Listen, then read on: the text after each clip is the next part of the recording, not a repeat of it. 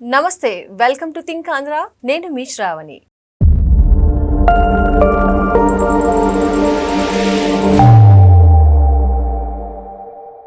ప్రస్తుతం మనతో పాటు ఉన్నారు మాణిక్ గారు. మాణిక్ గారు నమస్తే అండి. నమస్తే శ్రావణి గారు. వివేకానంద రెడ్డి గారి హత్య కేసుకు సంబంధించి ఏటూగా ఉన్న సునీల్ యాదవ్ కుటుంబానికి ఇటీవల ఒక బెదిరింపులు వచ్చాయని, అవి చేసింది వైఎస్ఆర్సీపీ నాయకులని తెలుస్తుందండి. అంటే అసలు ఈ కేసుతో అవినాష్ రెడ్డికి కానీ జగన్మోహన్ రెడ్డి గారు కానీ ఎలాంటి సంబంధం లేదని వాళ్ళు పదే వైఎస్ఆర్సీపీ మరి అలాంటప్పుడు వైఎస్ఆర్సీపీ నాయకులకు సునీల్ యాదవ్ కుటుంబాన్ని బెదిరించాల్సిన అవసరం అసలు ఏముందంటారు? భయం. ఎందుకు భయం అంటే, ఏ తప్పు చేయనప్పుడు వైఎస్ జగన్మోహన్ రెడ్డి గారి కావచ్చు, అవినాష్ రెడ్డి కావచ్చు, వాళ్ళ వ్యక్తుల చేత అంటే గ్రామస్థాయి నాయకుల చేత బెదిరించినట్టుగా మనకి వార్తలు వస్తా ఉన్నాయి. అయితే ఇప్పుడు బెదిరించాల్సినటువంటి ఆవశ్యకత ఏముంది అని అంటే గనక, ఇప్పటికే దస్తగిరి అప్రూవర్ గా మారిపోయి క్లియర్ కట్ గా చెప్పాడు, దీని వెనక జగన్మోహన్ రెడ్డి అవినాష్ రెడ్డి ఉన్నారు, వాళ్ళే చేయించారు అని చెప్పిన విషయం కూడా ప్రజలందరికీ ఇది నిజమే అని నిర్ధారణ అయిపోయారు.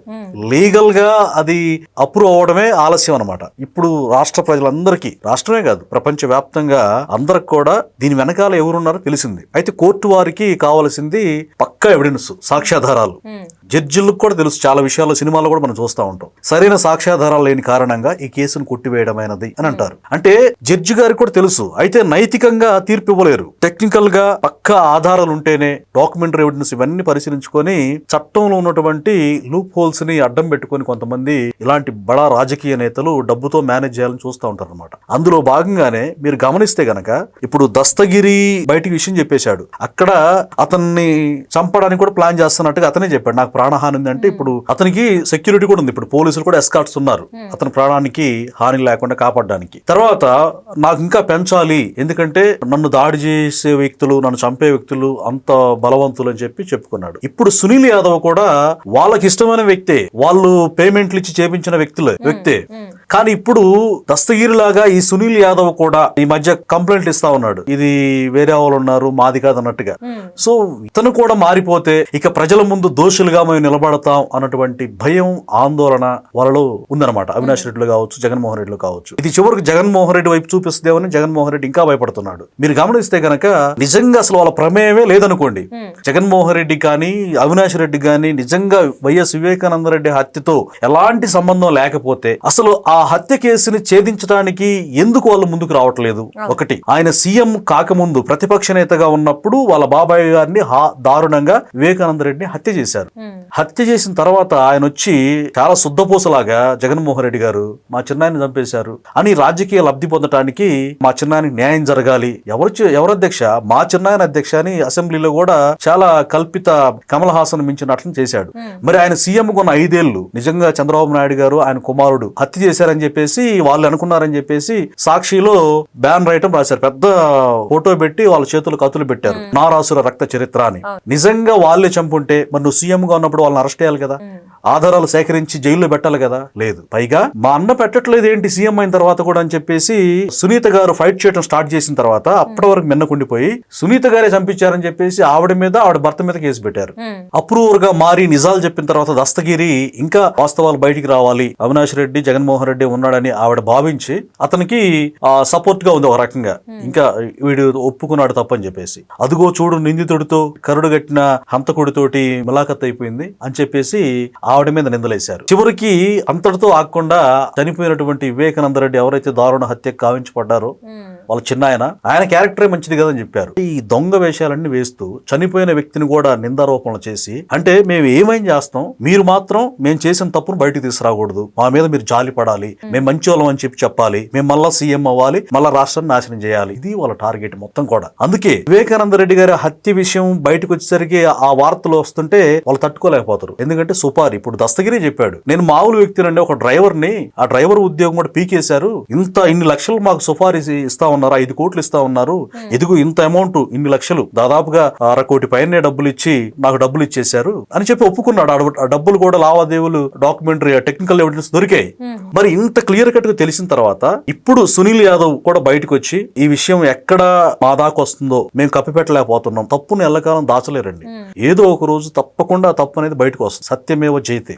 ఆ సత్యం బయటపడితే మా దొంగ రంగు మొత్తం బయటపడుద్దని చెప్పేసి భయపడి ఈ రోజు ఒక విషయం గమనిస్తే గనక ఇంపార్టెంట్ విషయం, తాజాగా వార్తల్లో కూడా ఎక్కిన వ్యక్తి అనంతబాబు ఎమ్మెల్యేనే నేను అమెరికాలో నుండి సైగ చేస్తే ఎగిరిపోతా ఉన్నాడు.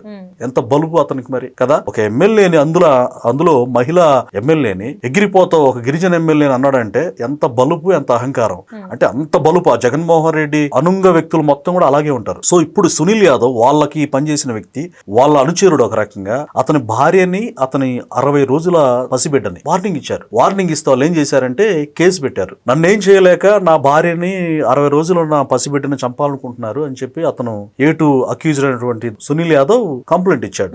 దానికి సంబంధించి ఒక పవర్ఫుల్ పోలీస్ ఆఫీసర్ అయినటువంటి ఆ పులివెందుల DSP మురళీ నాయక్ గతంలో కూడా ఎలక్షన్ టైంలో ZPTC ఉప ఎన్నికల్లో ఇట్లాగే రిగ్గింగ్ చేయడానికి వైసీపీ మోకలు రెచ్చిపోతుంటే కాల్చి పడేస్తా అని చెప్పేసి వార్నింగ్ ఇచ్చాడు పవర్ఫుల్ గా.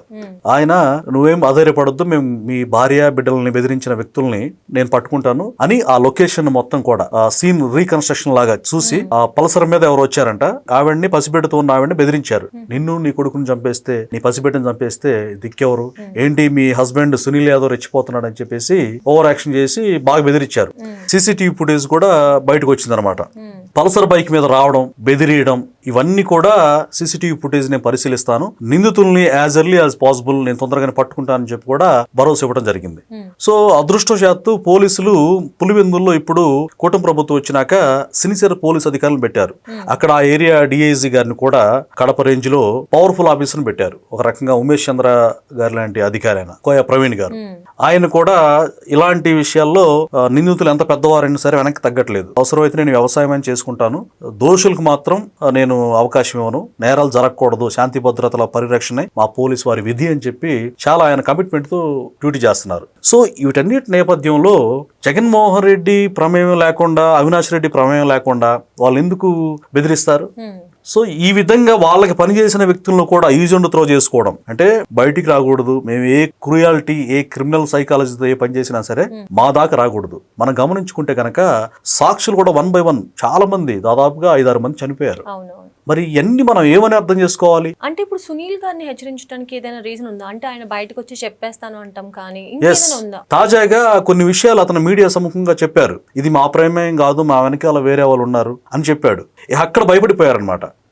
మీ ఆయన ఏంటి ఓవర్ యాక్షన్ చేస్తున్నాడు అంటే అక్కడ లేడు అనమాట. వాళ్ళ హస్బెండ్ ఎక్కడ ఉన్నాడు, హైదరాబాద్ లో ఎక్కడ ఉన్నాడు, వాళ్ళ ఆవిడ లోకల్లో ఉన్నట్టుంది. ఆవిడ బెదిరిస్తే భర్తకి చెప్పింది, ఏమండి ఇలా బెదిరించారండి, నాకు భయంగా ఉందని చెప్పిన తర్వాత అతను హుటాహుటిన పులివెందులు వెళ్ళి పోలీసులను ఆశ్రయించి విషయం చెప్పాడు. సో అసలు ఈ పరిణామాలు, సాక్షులు చనిపోవడం కావచ్చు, మరి ఆ పులివెందుల ఎవరిది అడ్డాది, వైఎస్ ఫ్యామిలీదే కదా, అక్కడ ఎమ్మెల్యే జగన్మోహన్ రెడ్డే కదా. సో ఈ విధంగా జనాలకి లీగల్ గా ఉన్నటువంటి లూప్ హోల్స్ అడ్డం పెట్టుకొని జనాలందరికీ మా గురించి తెలిసిన నేను భయపెట్టి ఉక్కు పాదంతో అనిచే విధంగా ఒక సంఘ విద్రోహ శక్తిలాగా వాళ్ళు చేస్తా ఉన్నారు. సో దీన్ని మరి ప్రభుత్వాలు కూడా సీరియస్ తీసుకోవాలి. ఇలాంటి విషయాల్లో అసలు వివేకానంద రెడ్డి గారి హత్య ఇన్ని సంవత్సరాలు ఎందుకు పడుతుంది? ఇవన్నీ జరగకుండా ఖరీదైన లాయర్లను పెట్టుకొని మేనేజ్ చేస్తుంది ఎవరు? సుప్రీంకోర్టు దాకా వెళ్ళి కన్న తండ్రిని కోల్పోయి సునీత గారు పోరాడుతా ఉంటే ఆవిడని బెదిరిస్తుంది ఎవరు? జగన్మోహన్ రెడ్డి కదా. ఇవన్నీ తెలిసి కూడా ఇంకా ప్రజల్లోకి వచ్చి నేను సీఎం అవుతా, మేము వచ్చిన తర్వాత రప్ప అసలు ఎవడన్నా ప్రజాస్వామ్యంలో ఆ సెక్యులర్ కంట్రీలో ఎవడు కూడా ఇలాంటి బెదిరింపు నా జీవితంలో నేను జ్ఞాపకం పెరిగిన దగ్గర నుంచి ఇలాంటి ముఖ్యమంత్రిని చూడాల. అంటే ఇప్పుడు మాజీ ముఖ్యమంత్రి ఇంత దౌర్జన్యంగా ఓడిపోయిన తర్వాత కూడా ప్రతిపక్ష హోదా రాక జనాలు తోలు తీసి కూర్చోబెట్టినా కూడా వాళ్ళని మనన చేసుకోకుండా, వాళ్ళ మనసులు గెలుచుకోకుండా ప్రజల్నే చంపేస్తామనేటువంటి మూర్ఖుడు నేను ఎక్కడ చూడలేదు, ఒక జగన్మోహన్ రెడ్డి గారు తప్ప. సో అవినాష్ రెడ్డి, జగన్మోహన్ రెడ్డి బయటకు వస్తారనే ఉద్దేశంతో ఇవన్నీ చేపిస్తున్నారనేది ప్రజలకి క్లియర్ గా చాలా తేటగా అర్థమవుతా ఉంది. దీంట్లో నో డౌట్ అవినాష్ రెడ్డి వ్యక్తులే ఇలా చేయించారని అక్కడ ప్రజలు కూడా చెప్తా ఉన్న పరిస్థితి. థ్యాంక్ యూ మాణిక్ గారు. Thank you.